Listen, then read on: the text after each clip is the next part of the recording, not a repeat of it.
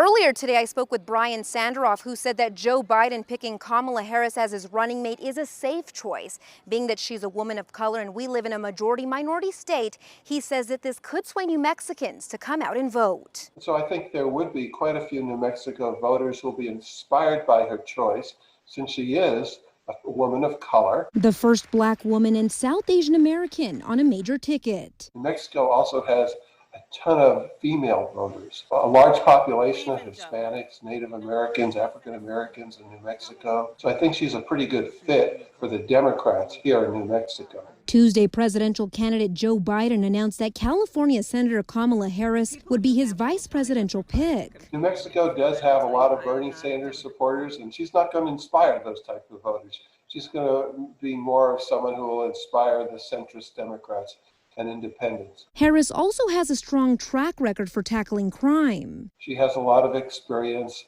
as a county district attorney and a state attorney general fighting gangs in California. So that might be something in her biography that could help her in New Mexico. Earlier this year, Harris voted against the United States-Mexico-Canada Agreement, which our state senators Tom Udall and Martin Heinrich voted in favor of. Most New Mexico politicians and businesses did support the trade agreement with Mexico.